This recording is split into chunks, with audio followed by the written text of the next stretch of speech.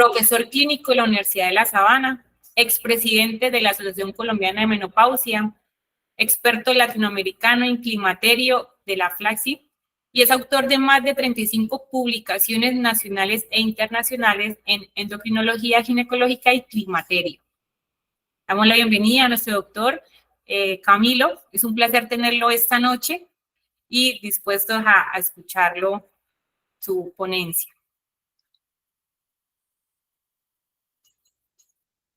Buenas noches. Muchas gracias por la invitación a la Asociación Colombiana de Medicina Deportiva y en cabeza la doctora Rosa Gómez por esta gentil invitación, y me parece supremamente enriquecedor poder tener una visión desde varios aspectos multidisciplinaria de un problema que yo creo que nos compete a todos, ¿no? Y son los problemas de el peso, sobrepeso, obesidad en la mujer y más en la mujer madura, independientemente del campo en donde nos desenvolvamos y sea nuestra práctica. Sí, doctor, Entonces, claro. yo creo que sí. Sabemos que la obesidad tiene una prevalencia elevada y eso nos ha llevado a la necesidad de crear equipos interdisciplinarios. Por eso es que invitamos hoy al doctor, que es ginecólogo, experto en el tema. Sabemos que el riesgo de la mujer en esa transición de la menopausia y en el periodo de la posmenopausia, existen unos factores y unas alteraciones que nos pueden llevar a un factor que de pronto no ponemos mucho cuidado en consulta y puede ser desencadenante de obesidad en las mujeres. Por eso es que estamos creando esos equipos interdisciplinarios, sobre todo los médicos del deporte que hacemos parte de programas de obesidad, sabemos la necesidad de tener más conocimiento y poder ayudar pues al tratamiento y a la prevención de la obesidad. Así es, de acuerdo. Entonces, si están de acuerdo, podemos ir iniciando la presentación. Sí, a todos les recordamos mantener las cámaras apagadas, el sonido en silencio. Vamos a estar atentos a todas las preguntas que tengan durante la charla del doctor. Las pueden ir escribiendo en el chat y al final de la presentación podemos proceder a la sección de preguntas. Listo, doctor. Bienvenido y muchas gracias a todos. Bueno, pues muchas gracias. Bueno, yo quiero comenzar esta presentación antes de hablar del entorno de la mujer madura, de los cambios que se pueden ver en la menopausia y de las repercusiones que puede tener el sobrepeso y la obesidad en esta etapa de la vida de la mujer. Sí quisiera comenzar con estos datos. Este fue un estudio clínico que hicimos en la Asociación Colombiana de Menopausia hace unos años. Se llamó el estudio RIMEDCOL. Siguiente. Lo hicimos dentro del marco del Congreso Colombiano de Menopausia y lo que quisimos hacer era nosotros los médicos de la Asociación Colombiana de Menopausia, en su mayoría ginecólogos, aunque tenemos un equipo también de médicos internistas, familiares, psiquiatras, pero en su gran mayoría ginecólogos, que asistíamos al Congreso. Duramos 3 días haciendo una tamización de datos epidemiológicos, edad del médico, sexo, medidas antropométricas para medir circunferencia abdominal. Tomamos hemoglobina glicosilada, glucometría. Le preguntamos a los médicos si hacían ejercicio y de qué intensidad, más o menos como era el promedio de su dieta. Y todo esto para poder tabular unos datos de qué tanto nosotros los médicos, que deberíamos ser los encaminados a educar a nuestras pacientes en buenos hábitos, específicamente en cuanto al peso corporal en esa etapa de la vida, qué tanto nosotros como personas, no como médicos, estábamos en consonancia con lo que íbamos a educar o a predicar. Siguiente.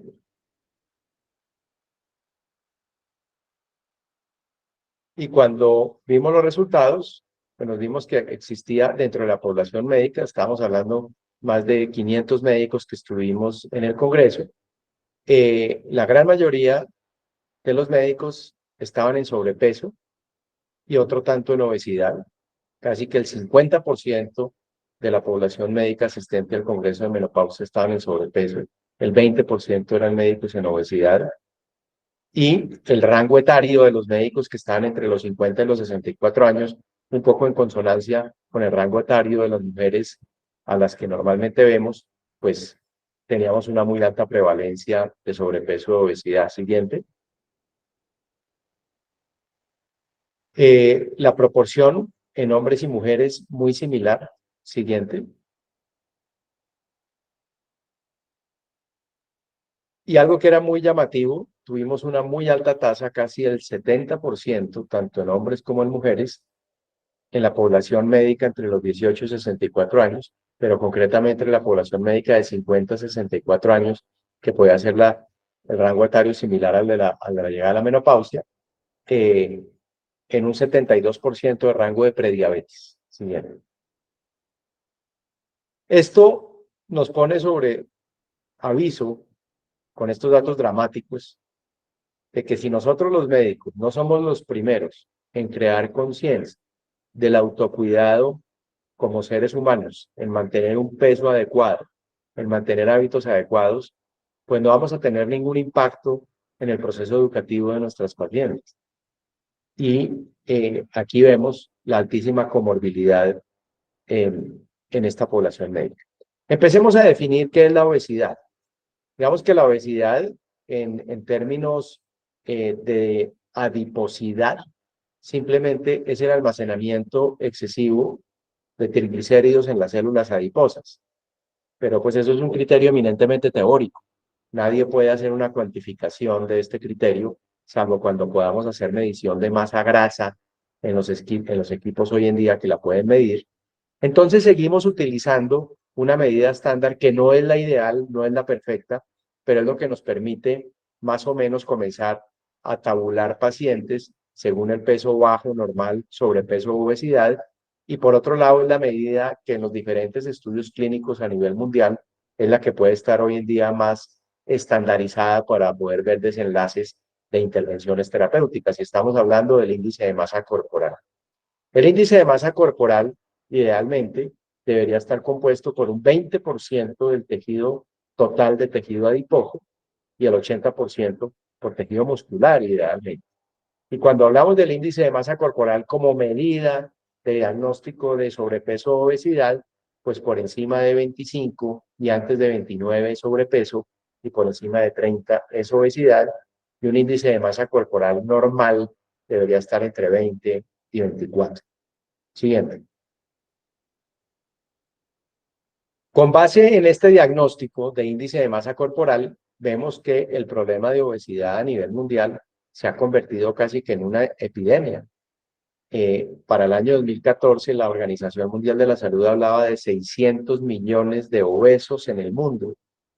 Y cuando hablamos de la población adulta, el 15% de las mujeres en el mundo están en obesidad, mujeres encima de la menopausia, por encima de los 50 años, y el 40% de las mujeres en el mundo en posmenopausia tienen sobrepeso. Podemos decir casi que a nivel mundial una de cada dos mujeres en la menopausia van a estar en sobrepeso, y pues eso es una cifra, más allá de dramática, es una cifra que denota una enfermedad, que es el sobrepeso y la obesidad. Siguiente. Aquí podemos ver un poco el espectro de que los cambios durante el climaterio, la transición de la menopausia y la posmenopausia generan en la mujer a todo nivel. La deprivación hormonal hace que existan cambios, por ejemplo, a nivel del sistema nervioso central, como los síntomas vasomotores, los sofocos, asociados a que el centro termorregulador de la temperatura en el hipotálamo se desbalancea por la deprivación de estrógenos. Pero también la pérdida de estrógenos hace que en el sistema nervioso central, por ejemplo, en el sistema límbico, donde se elaboran todos los neurotransmisores relacionados con el afecto, como pueden ser, por ejemplo, la serotonina, la dopamina, también se afectan por la pérdida de estrógenos y aparecen síntomas afectivos. Aparecen cambios cognitivos. Hoy en día hay un concepto validado que se llama el brain fog, que es como la niebla mental asociada a la pérdida de los estrógenos y los andrógenos en cuanto a la disminución de la interconexión neuronal, y nos dan cambios cognitivos como enlentecimiento en la memoria verbal, pérdida de atención, y no son cambios de predemencia ni trastornos de deterioro cognitivo, pero son síntomas desde el punto de vista neurológico que se pueden ver en los primeros años de la posmenopausia. La falta de estrógenos nos genera cambios a nivel endotelial. Hoy por hoy la primera causa de morbimortalidad en la mujer después de la menopausia es la enfermedad cardiovascular coronaria y la enfermedad cerebrovascular por el mayor riesgo de aterotrombosis asociada al hipoestrogenismo. Cambios en el desbalance metabólico, comienza a haber un mayor riesgo de intolerancia a los carbohidratos en pacientes que tengan más predisposición de hacerlos, más riesgo de prediabetes y diabetes. Y cambios en el sistema osteoarticular y muscular, donde se pierde músculo, conocido por todos ustedes el tema de la sarcopenia. Se calcula que una mujer puede perder del 0.5 al 1% de masa muscular anual en la posmenopausia, más asociada a la pérdida de andrógenos, y hay una pérdida del 1 al 2% de hueso anual durante los primeros 5 a 8 años de posmenopausia, con el mayor riesgo de osteoporosis y fracturas por fragilidad. De tal manera que, fíjense ustedes que la insuficiencia ovárica, la deprivación de estrógenos, produce toda una serie de cambios donde generalmente asociadas a factores predisponentes, a estilos de vida poco saludables, a enfermedades adquiridas, etcétera, pueden desencadenar todo este tipo de eventos. Y ahí entran los problemas metabólicos del sobrepeso y obviamente la obesidad. Siguiente.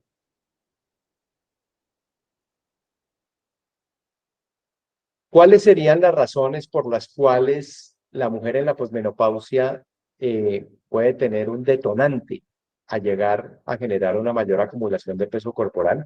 Pues evidentemente hay unas que son factores predisponentes y que llegan a esta etapa de la vida. Claramente la inactividad física, las pacientes que tienen historia familiar de obesidad, el bajo nivel de educación que hace que las pacientes tengan hábitos malsanos, dietas poco equilibradas, las pacientes que tienen exceso de estrés y que tienen mucho más sedentarismo asociado a lo mismo. Todos estos son factores, llamémoslo, como se denomina en el mundo, epigenéticos. Pero sin duda, sí existe un punto de quiebre asociado a la pérdida de los estrógenos y está encaminado fundamentalmente en tres aspectos. El primer aspecto, se disminuye el metabolismo asociado al hipoestrogenismo, es decir, una mujer por cada caloría que consume va a quemar medio. El segundo aspecto asociado al hipoestrogenismo es un cambio en la redistribución de la grasa corporal, en donde la grasa corporal se hace más central, menos periférica. Esto conlleva a que exista una grasa más visceral que se oxida y genera más aterotrombosis, es decir, la mujer se vuelve más androgénica en su grasa y menos estrogénica en su grasa en la posmenopausia. Y el tercer punto de quiebre es que comienza a perderse músculo, como les comentaba.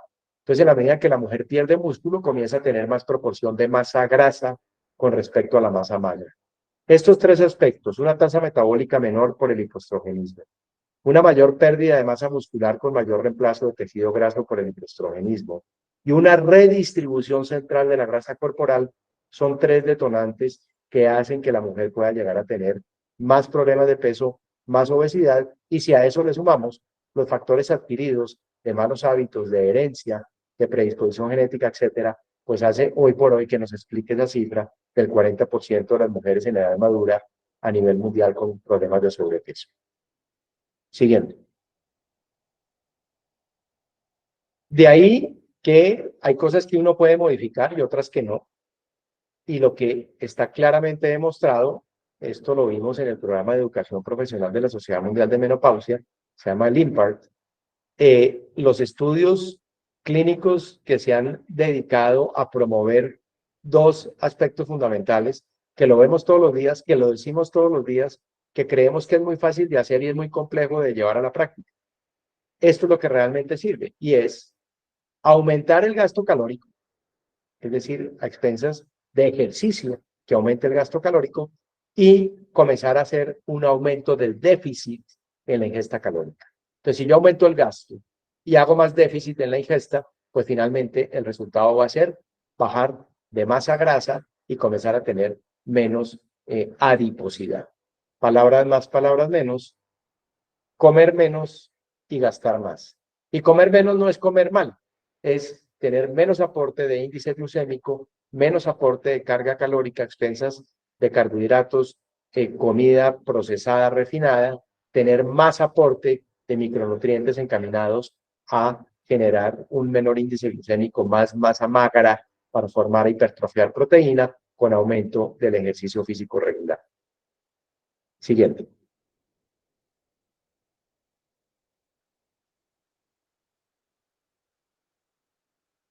Siguiente, por favor. Ahí está. Busquemos un poco o entendamos un poco más cuál va a ser ese mecanismo tanto de la saciedad como el hambre. Pasemos la anterior, por favor. Pásate la anterior. Ahí está bien. Y vemos que el organismo, en el momento en el que tiene un ayuno prolongado asociado a la hipoglicemia, comienza a tener una mayor liberación hormonal, especialmente a nivel gastrointestinal, de un péptido que es una prohormona que se llama la grelina, que en medio del estómago vacío, durante un periodo de ayuno de más de 6 horas, la grelina comienza a incrementar su producción, a secretar ácidos gástricos y a generar en el hipotálamo las señales encaminadas a generar sensación de hambre por vía de unas prohormonas que se llaman las orexinas, que van a terminar estimulando el neuropéptido y estas finalmente son las que nos dan la sensación de hambre y nos impulsan a comer. Siguiente.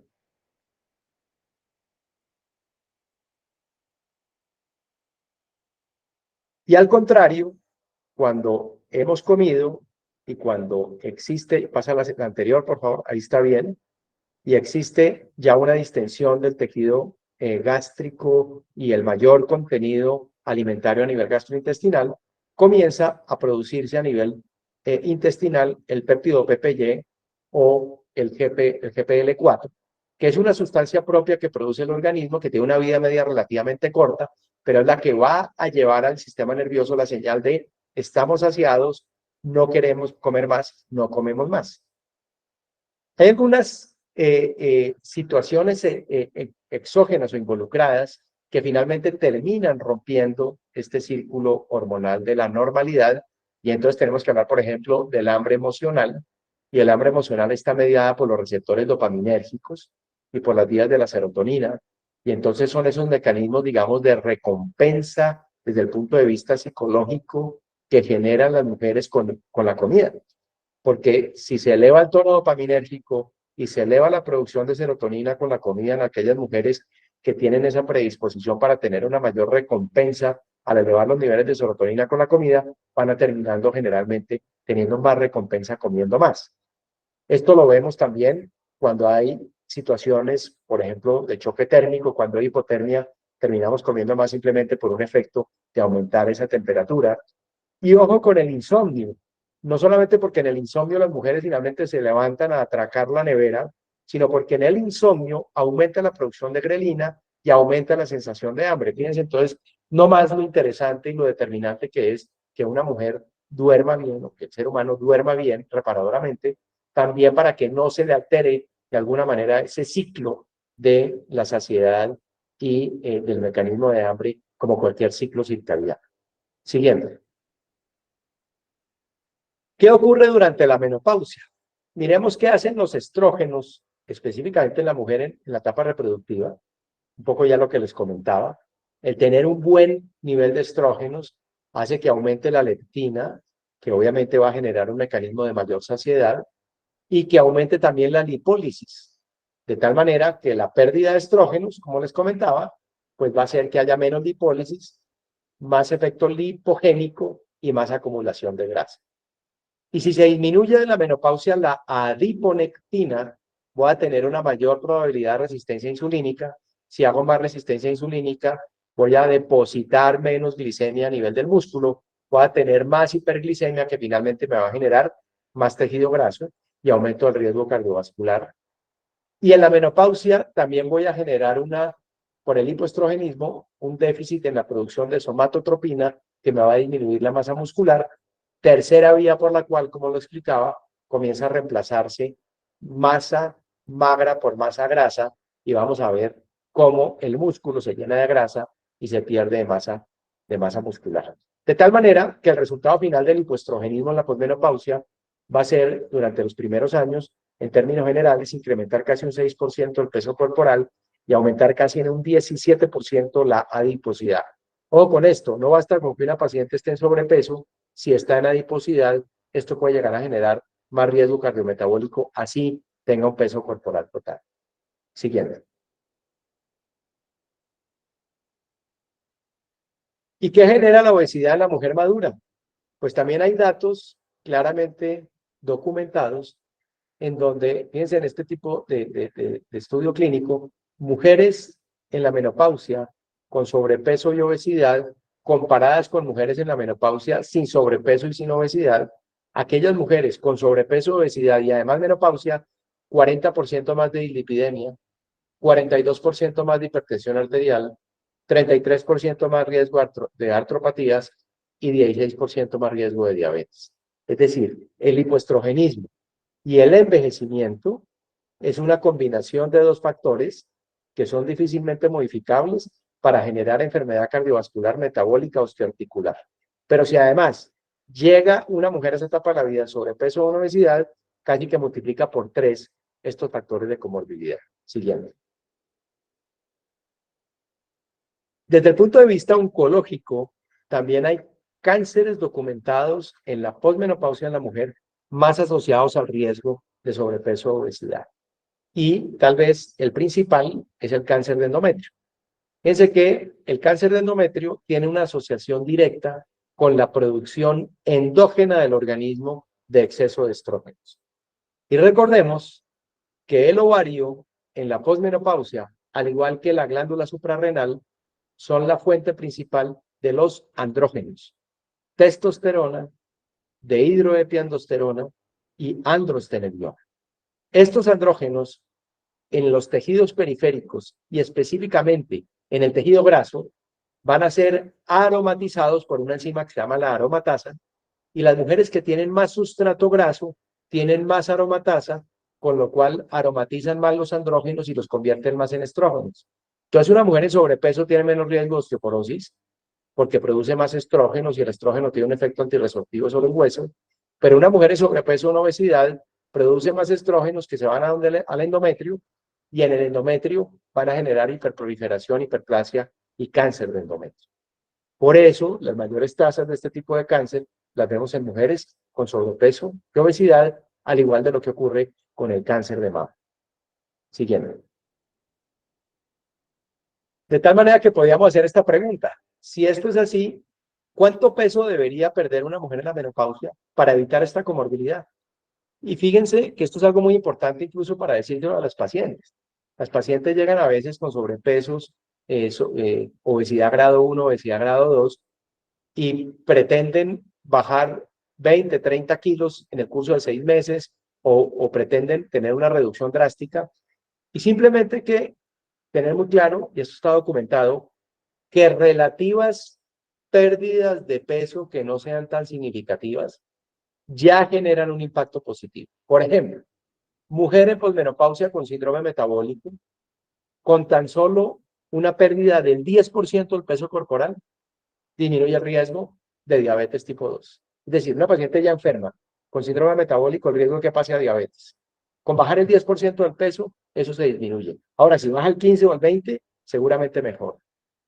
La que ya es diabética, si baja entre el 5 al 15% del peso corporal, reduce significativamente niveles de hemoglobina glicosilada y seguramente medicación para que se mantengan metas. Si baja entre el 5 y el 15%, mejora dislipidemia y disminuye la medicación que se utiliza para el control de la hipertensión arterial. Entre el 10 y el 40% va a disminuir el riesgo de esteatosis hepática cuando baja entre el 10 al 40% del peso, y obviamente el riesgo de hígado graso, que es la primera causa de cirrosis hepática. Entre el 7 al 11% disminuye apnea del sueño, y todos los trastornos de reflujo gastrointestinal por el sobrepeso se ven disminuidos cuando baja también el 10% del peso. Entonces, cuando nosotros abordamos a nuestros pacientes con un criterio de que el sobrepeso y la obesidad son una enfermedad que le está generando comorbilidades asociadas, entonces, además de tomarse el antihipertensivo, además de tomarse el hipolipemiante, además de tomar el control glucémico para disminuir la prediabetes o la diabetes ya instaurada, el bajar entre el 5 al 10, 15% del peso corporal es una medida costo efectiva supremamente potente para mejorar esas comorbilidades y en algunos casos, ¿por qué no reversar las comorbilidades asociadas a esa condición? Siguiente. ¿Y qué debemos hacer entonces? Pues yo creo que este debería ser como la imagen fundamental para poder decir que lo que ha demostrado realmente eficacia, que realmente nos ha demostrado cambios significativos en comorbilidad, es el manejo multimodal. Nosotros no podemos delegarle la pérdida de peso a los medicamentos. No podemos delegarle la responsabilidad de la pérdida de peso solamente al ejercicio físico o solamente a la nutrición. Yo digo que esto es un trípode. La paciente tiene que tener una adecuada salud mental, buscar hábitos que le permitan generar una conciencia de autocuidado, tener una dieta balanceada con restricción calórica y tener un ejercicio físico encaminado específicamente a generar una hipertrofia de masa muscular específicamente para que comience a tener una mayor cambio de la adiposidad por masa muscular. Siguiente. Y entonces podemos decir que esta es como la estrategia fundamental. Esto fue publicado hace unos años en la revista de la Sociedad Mundial de Menopausia para mirar cuáles podían ser las estrategias para el control de peso en la menopausia. Y vemos que hoy en día sigue siendo la estrategia multimodal. Educar a la paciente para hacerle caer en cuenta que tiene un problema que no es estético. Puede que tenga repercusiones estéticas, pero es un problema de salud. Si nosotros le decimos a nuestros pacientes, usted se volvió hipertensa, y si usted no recibe el antihipertensivo, va a tener al cabo de 10 años una enfermedad cerebrovascular o una trombosis cerebral. El paciente se dura tomando el antihipertensivo 10 años y comienza a comer bajo de sal. Y si nosotros le decimos lo mismo con el sobrepeso y la obesidad, va a crear conciencia de que es una enfermedad y va a poder tener realmente el control de su cuidado. Segundo, parte del manejo multimodal. Pues esto tiene que ser un manejo multidisciplinario. Nosotros los ginecólogos que vemos a la mujer en la menopausia, pues muchos no tenemos el entrenamiento específico y tenemos que tener el entrenamiento del médico hepatólogo, del médico endocrinólogo, de la nutricionista, del especialista en salud mental y tener un equipo multidisciplinario todo encaminado a ayudarle a esta paciente a mejorar ese estilo de vida. Y finalmente el manejo farmacológico. Claramente hay que hacerlo y no debemos estigmatizarlo, pero el manejo farmacológico tiene sus indicaciones, tiene también sus riesgos, tiene también un seguimiento determinado y claramente como todo, una experticia en el manejo del mismo como parte también de la estrategia multimodal. Siguiente. Dos estudios hechos concretamente en población posmenopáusica.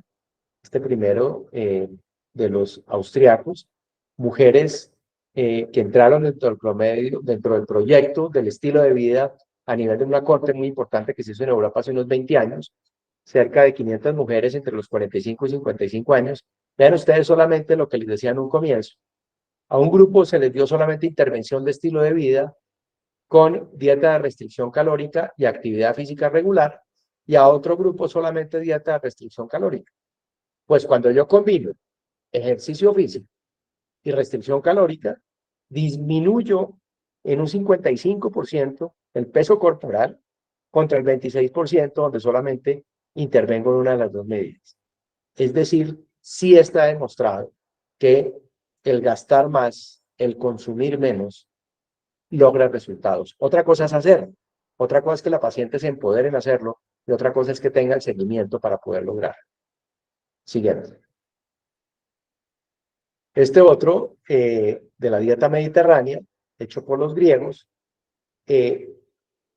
claramente la dieta mediterránea versus la dieta americana, yo diría que la dieta mediterránea más encaminada a tener menos grasa oxidativa, a tener más antioxidantes, al tener una dieta con menos exceso glucémico, de índice glucémico, pues hizo que las pacientes disminuyeran en un 39% el sobrepeso y en un 29% la obesidad. Y aquí no estamos hablando de ninguna otra intervención farmacológica. Siguiente. ¿Qué lograría el tratamiento farmacológico cuando nos toque utilizarlo? ¿Cuáles serían, digamos, los tres pilares? Pues el primer pilar del tratamiento farmacológico es tratar de reducir rápidamente el peso. Y esto es muy importante porque esto es un buen impulso para que una paciente que comience a reeducarse, que comience a trabajar en hábitos cuando nunca lo ha hecho, pues que tenga un estímulo para que rápidamente comience a bajar de peso y se vaya adhiriendo a su estilo de autocuidado nuevo. Segundo pilar del tratamiento farmacológico, mejorar el estado de salud. Si yo logro con la estrategia multimodal, el tratamiento farmacológico, bajar al menos el 10% del peso corporal en una mujer con prediabetes, pues la voy a bajar de prediabetes a un estado euglicémico. Entonces voy a mejorar su estado de salud. Y finalmente, todo tratamiento farmacológico, como todo, tiene que estar encaminado a ser efectivo, pero a minimizar al máximo los efectos adversos. Siguiente. ¿Cómo deberíamos utilizarlo? Hoy por hoy está claramente demostrado que lo mejor es tratamientos individuales, no tratamientos duales o combinados. Tenemos medicamentos diseñados específicamente para el control del peso y la obesidad. Y hay que, obviamente, buscar el tipo de tratamiento con base en las comorbilidades de la paciente, con base en las preferencias y, evidentemente, también con base en la posible adherencia de que la paciente pueda llegar a tenerlo como cualquier tipo de intervención farmacológica en enfermedades crónicas. Siguiente. Y estos son, digamos, un poco como el listado de los medicamentos que tradicionalmente se han utilizado para reducción de peso, pero de todos estos medicamentos, unos con efectos directos, otros con efectos indirectos, tengo que decir que los dos primeros son los únicos dos medicamentos específicamente diseñados, estudiados y aprobados para bajar de peso. La liraglutida y el orlistat. El resto son medicamentos que por sus efectos secundarios pueden llegar a tener reducciones de peso, pero no están diseñados para lo mismo. Siguiente. Y pongo ahí un poco en el asterisco anterior un dato pues, muy común, como puede ser, por ejemplo, la metformina. La metformina es un excelente medicamento para mejorar la intolerancia a los carbohidratos, para disminuir el riesgo de prediabetes, para mejorar el síndrome metabólico, pero no para bajar de peso. Los pacientes que logran bajar de peso con el uso de hipoglicemiantes como la metformina es porque están en una estrategia multimodal para bajar de peso y el medicamento para mejorar sus índices metabólicos. Los dos medicamentos que han demostrado con estudios serios y programas a largo plazo reducción en la morbilidad cuando se baja de peso son el liraglutide y el orlistat.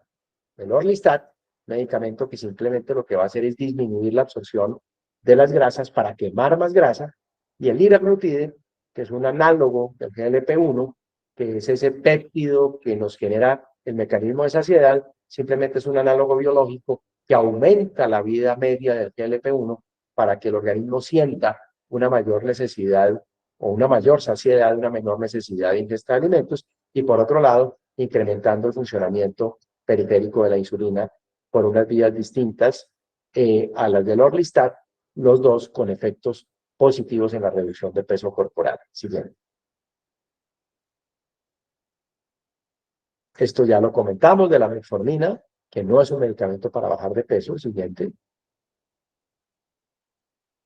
Y aquí vemos los datos de eficacia de los estudios de los dos medicamentos aprobados para ello. El primero, el orlistat, en mujeres para prevenir diabetes en mujeres obesas, un estudio prospectivo a 4 años de seguimiento.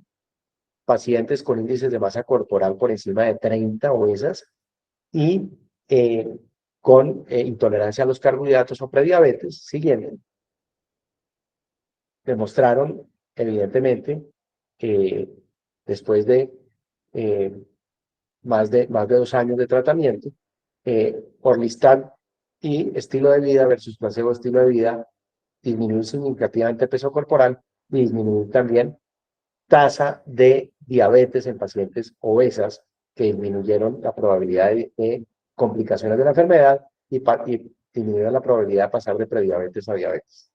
Siguiente.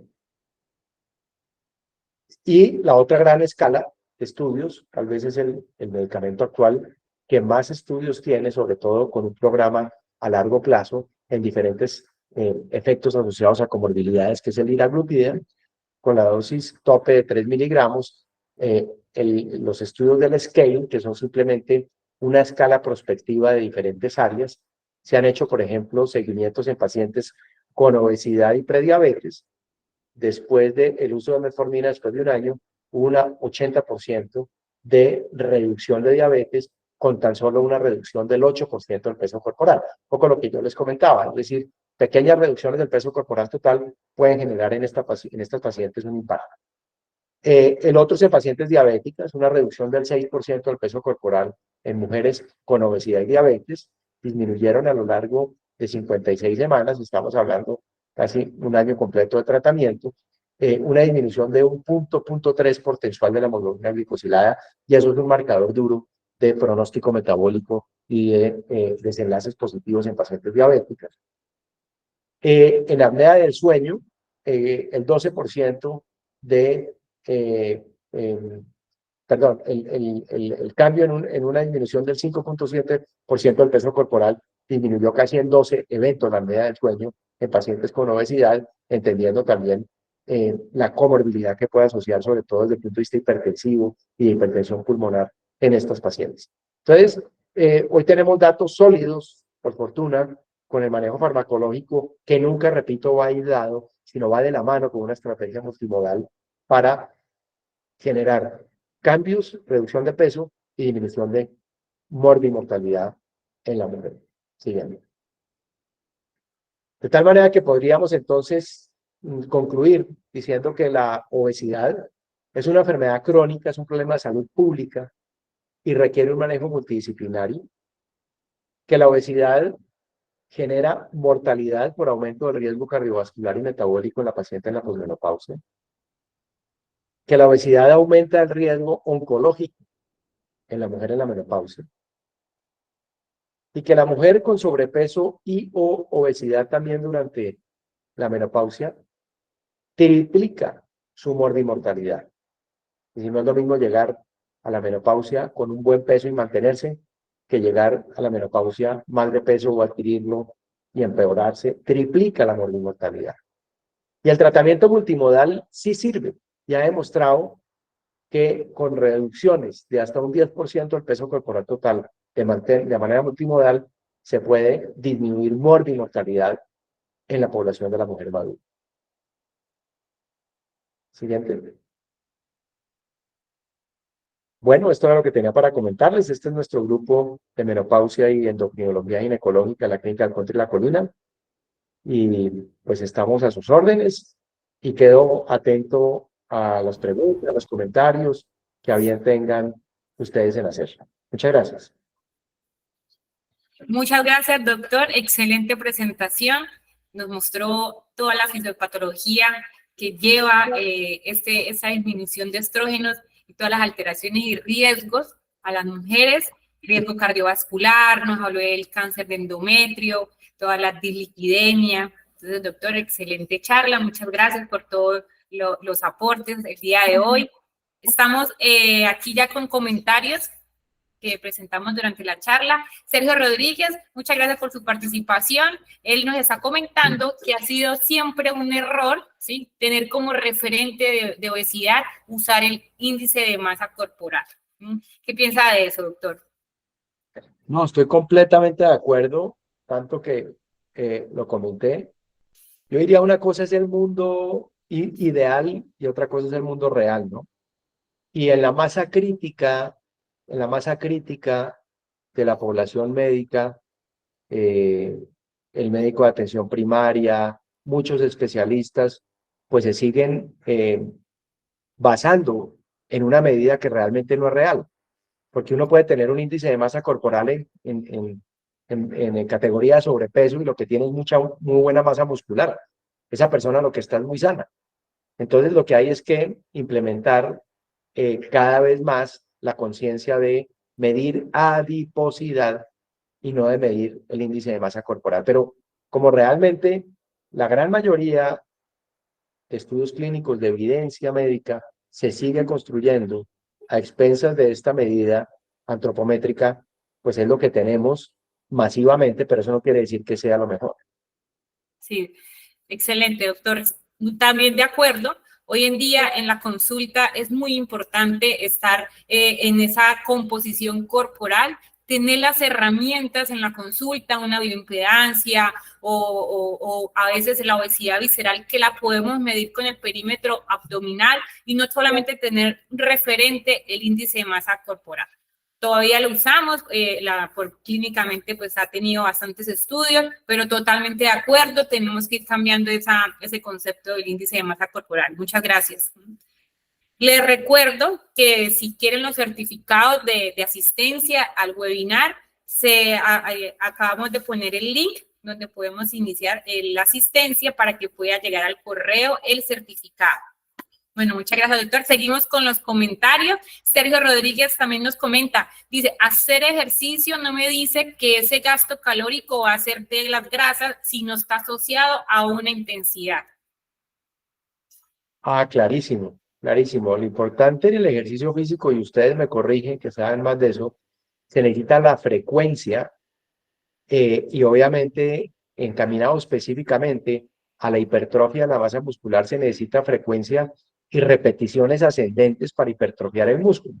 De nada sirve, que es lo que muchas veces de una manera un poquito, entre comillas, facilista, mucho médico de atención primaria, incluso la mujer, haga ejercicio y saque músculo. Entonces la señora va y se compra 2 o 3 pesas o mira algún tutorial y lleva haciendo la misma carga durante 6 meses y resulta que no saca músculo. ¿Sí? Entonces se necesita la frecuencia y obviamente la carga ascendente. Por eso la importancia de que el ejercicio sea medicado, sea dirigido. Claro, y en esa parte, pues todos somos expertos en la parte de prescripción.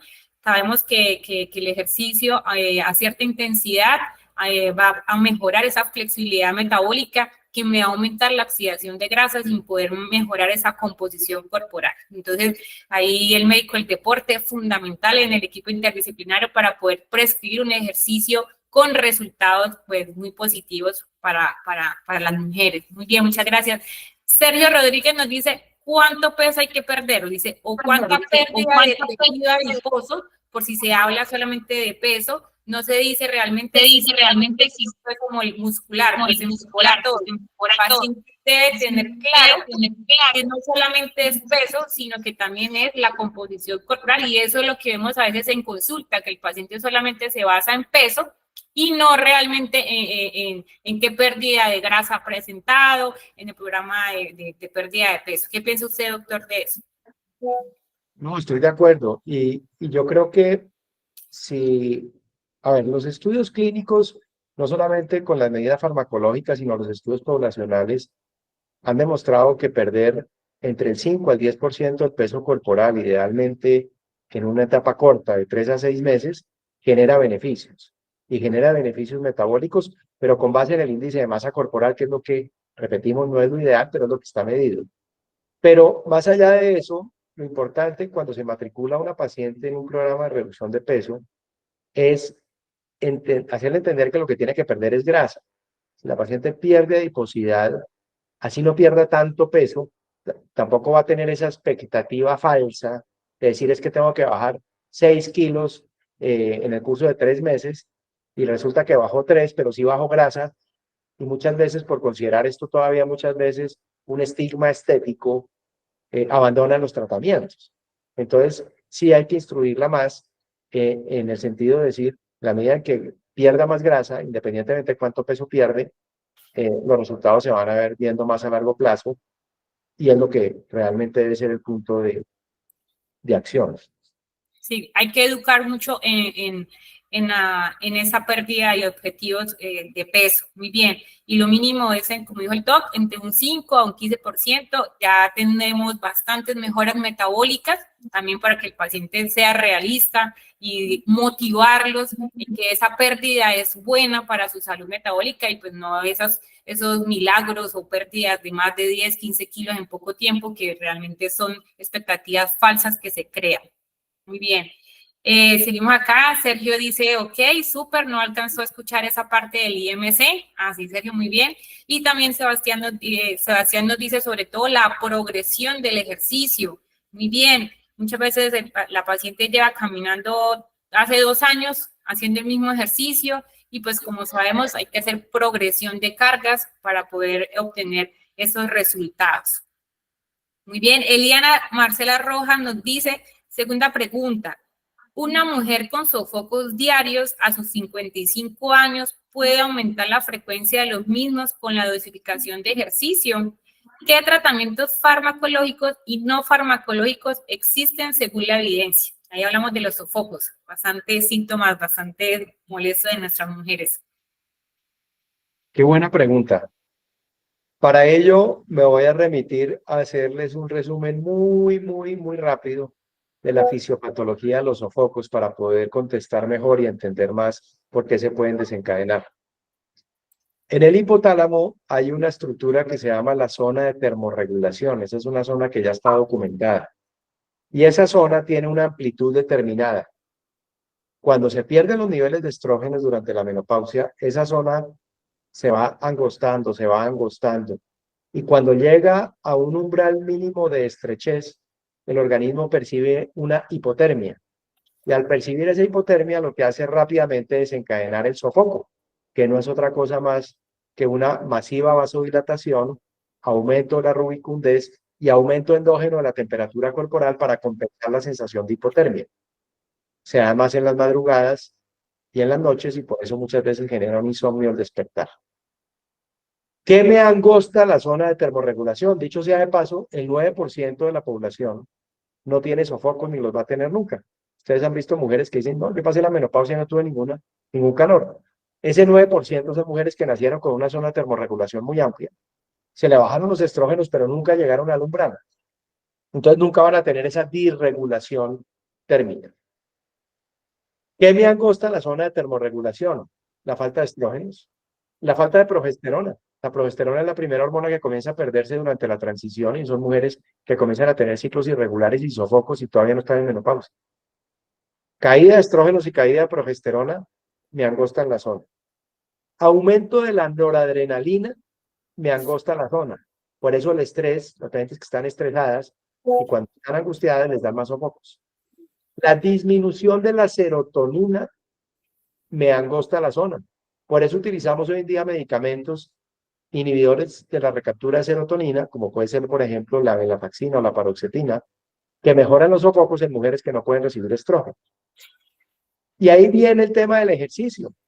El ejercicio libera una gran cantidad de beta-endorfinas y van a aumentar ese tono opioide por la liberación del ejercicio físico regular.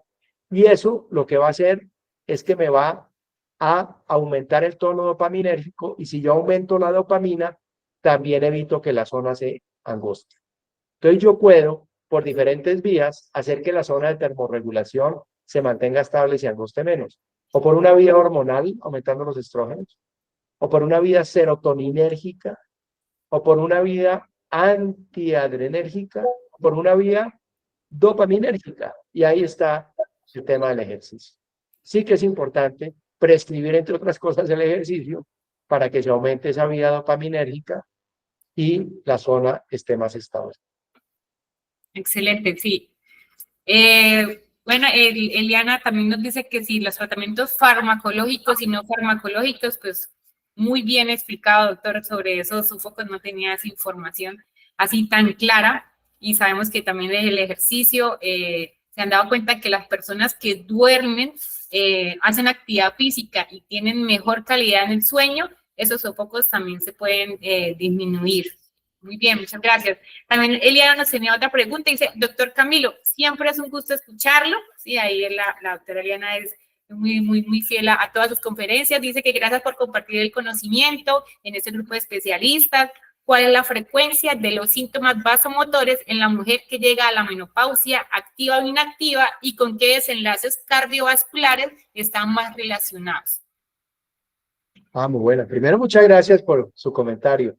Lo segundo, decir que en la población occidental, la prevalencia de síndrome vasomotor, el primer síntoma del síndrome vasomotor es el sofoco, pero no es el único.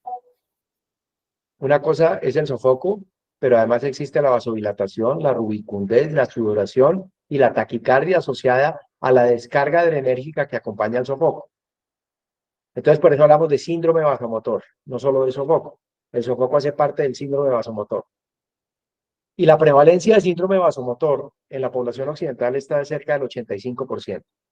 En las poblaciones orientales, nosotros hicimos un estudio hace unos años sobre la prevalencia de sofocos en la población oriental y no llegaba al 18% en Singapur, por ejemplo.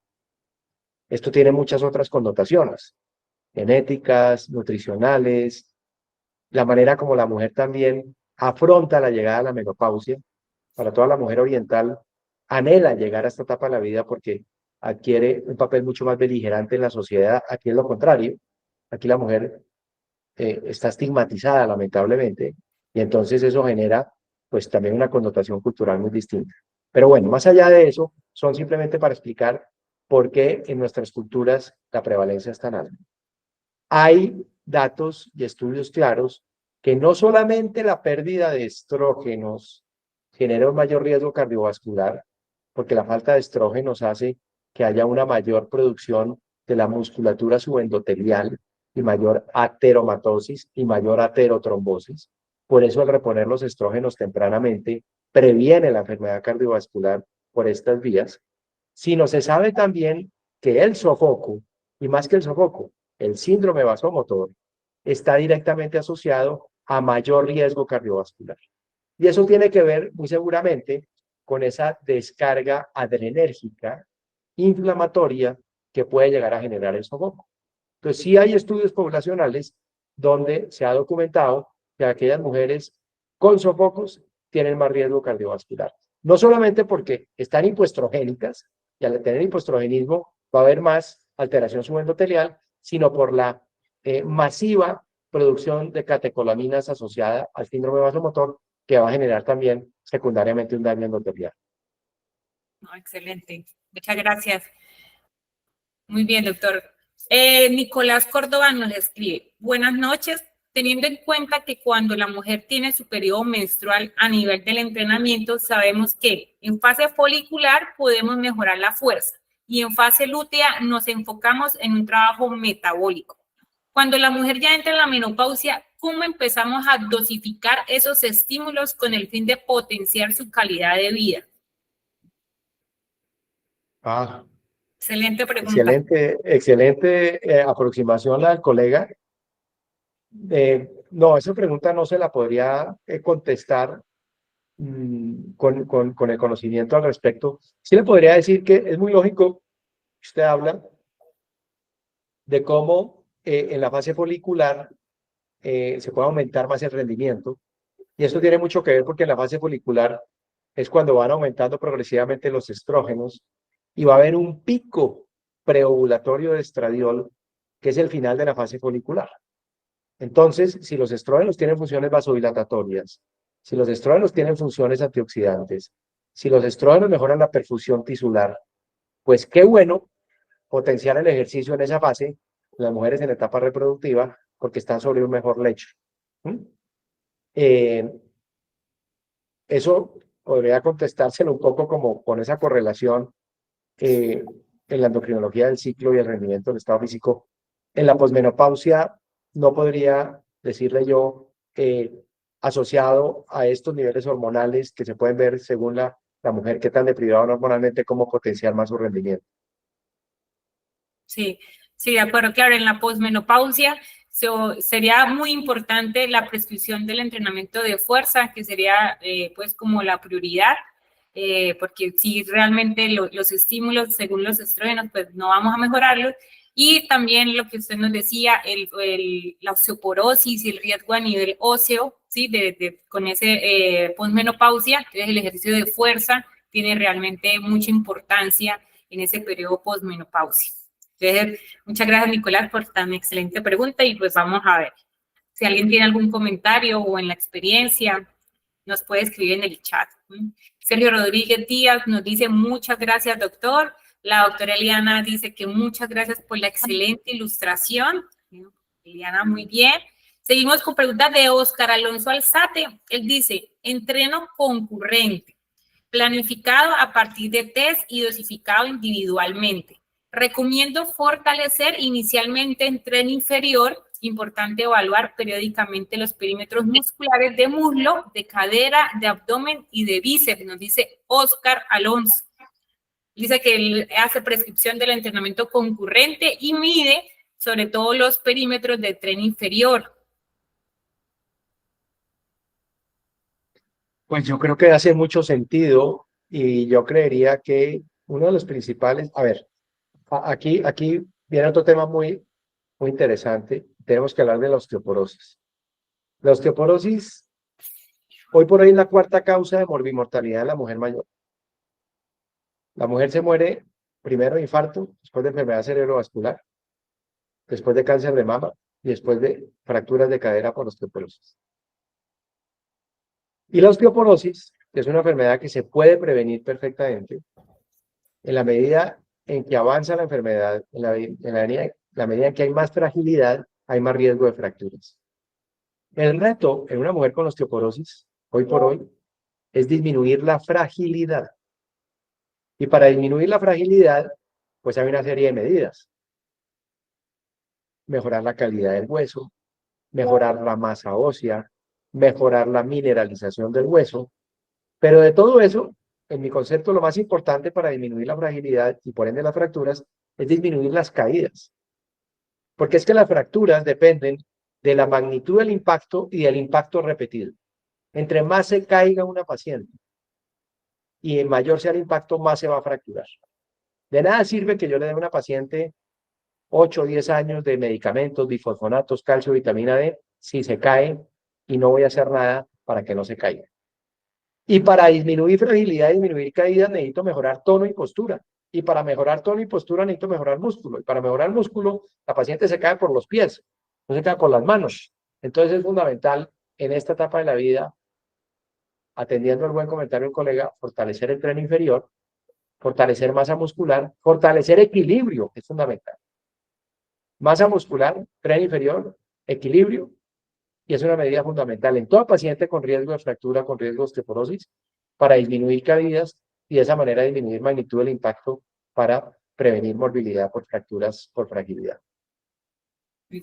Excelente dato, no sabíamos que la osteoporosis es la cuarta causa de muerte, ¿sí? Entonces es un dato muy importante y sabemos que el riesgo de caídas, una persona que tiene caídas repetitivas en el año, son pacientes que ya van con diagnóstico de sarcopenia, ¿sí? Sabemos que hay un test y el test del SARC-F la primera pregunta es ¿cuántas veces se ha caído en el año? Y eso ya nos indica un riesgo de sarcopenia y obviamente de osteosarcopenia, ¿sí? Entonces, el entrenamiento de fuerza, muy bien, y el entrenamiento concurrente, más que apoyado acá con el doc. Muchas gracias. Humberto Ferreira Arquet nos dice muchas gracias, excelente. Yo tengo una pregunta también acá en el chat, nos está diciendo, pregúntele al doctor sobre los factores de estrés y depresión en obesidad, de pronto más la profundidad que tiene la menopausia relacionada. Él es el doctor Alejandro Moreno, es psicólogo y nos está preguntando por esos factores de ansiedad y depresión en las mujeres. No, pues ese es otro tema enorme y lo vemos con mucha más frecuencia en la mujer que en el hombre y más en la mujer en la menopausia. Digamos que así como existe en la menopausia síntomas neurológicos, ya hablamos de lo que ocurre en el centro del hipotálamo, también existen síntomas afectivos, porque la pérdida de los estrógenos y la pérdida de la progesterona hacen que se disminuya a nivel central las concentraciones de serotonina. La progesterona tiene un efecto GABA que es un efecto ansiolítico, relajante, pérdida de progesterona más ansiedad. Entonces, la sola deprivación hormonal, independientemente de los cofactores que pueda tener las pacientes, genera síntomas afectivos. Y deben ser síntomas tan tomados en cuenta como los síntomas vasomotores. Y eso es parte del síndrome climatérico. Y una mujer puede que no tenga calores o porque tenga sofocos leves, pero puede tener angustia, puede tener irritabilidad, puede tener la habilidad emocional. Y esa es una indicación fundamental para reponer estrógenos, por ejemplo. Pero si nosotros vemos que en esta etapa de la vida, fíjense que la mujer pierde la menstruación hacia los 50 años, con todos estos cambios a nivel anímico que pueden llegar a presentar esa alteración en sus neurotransmisores por la parte hormonal, pero pierde la menstruación y muchas veces perdió la capacidad reproductiva en aquella que mujer que no pudo ser mamá, ahí ya hay una pérdida adicional. O no nos vamos al extremo, está perdiendo la menstruación, está perdiendo su etapa reproductiva, está perdiendo el trabajo, porque se está por pensionar. O muchas veces está perdiendo a los hijos que se están yendo de la casa, están creciendo. Y lo que es todavía más dramático, muchas de ellas se encuentran después de 30, 35 años con un desconocido con el que llevan durmiendo 35, 40 años, ese desconocido su pareja, que se dedicaron a ser padres y después se reencuentran nuevamente y no se conocen. Y vienen todas estas crisis vitales de la pareja. Entonces, todas estas pérdidas en aquellas mujeres que además tengan alguna predisposición de factores anímicos, pues desencadenan trastornos del afecto y sí es un disparador. Sí es un disparador de trastornos del afecto y muchas veces estos trastornos del afecto comienzan a mitigarse con aumento de peso, que no es nada más diferente que la ansiedad, los malos hábitos, el insomnio, se levantan a comer y resulta que el origen en este tipo, la mayoría de las mujeres, o parte del abordaje, sin embargo, tiene que ser eh, comportamental y obviamente dentro del marco de la salud mental. Claro, excelente. Entonces ahí tenemos el equipo interdisciplinario, programas de obesidad del psicólogo, a veces del psiquiatra, ¿sí? Desvalernos pues para el tratamiento pues de la obesidad. Muchas gracias por toda la participación. Aquí vamos a hacer los últimos comentarios, que ya vamos cerrando esta noche. Dice Sergio Rodríguez, dice que para frenar la osteoporosis, aplicar tensión mecánica, trabajo de potencia y pliometrías. Muy bien. Dice Oscar Alzate, dice, es un deber armonizar los niveles de potencia muscular en los pacientes. Caminar parece muy de poca intensidad, como la mayoría de nuestras mujeres hacen, entonces vamos a estimular ese entrenamiento de potencia y pliometría. Muy bien, de acuerdo. Alejandro Moreno nos dice, excelente intervención, doctor. Quisiera conocer más sobre el manejo en pacientes con alteraciones del ánimo, como estrés y depresión. Gracias. Bueno, Alejandro ya nos contestó el doctor esa pregunta. Y pues que muchas gracias realmente por todas las respuestas tan excelentes, doctor, que tuvimos esta noche. Vamos a tratar de conocer más de la menopausia, todas las causas. Creo que nos hace falta también mucho conocimiento también de conocer esos síntomas y cómo los podemos tratar, digamos, con el ejercicio, que como vimos, realmente es un tratamiento para obesidad y también para mejorar los síntomas que tienen nuestras mujeres con la menopausia. Dice Oscar Alonso, súper la charla, aprendimos lo que nunca, de acuerdo totalmente con Oscar, aprendimos muchísimo de esta parte de mujer y obesidad, y muchas gracias al doctor Camilo Rueda por esa intervención y por esos aportes y conocimiento y la experiencia que ha tenido en el manejo de esas pacientes. Bueno, pues a ustedes muchísimas gracias por la invitación, los felicito. Estos espacios no son fáciles de lograr, estar a estas horas de la noche quitándole tiempo a la familia para formarse, pero yo creo que esto en el fondo es muy ganador. Y les felicito por la organización, por su manejo multidisciplinario del gremio que tienen. Y pues evidentemente yo creo que todos vemos a una misma paciente. La paciente no es solamente hormonas, solamente músculo, solamente cerebro.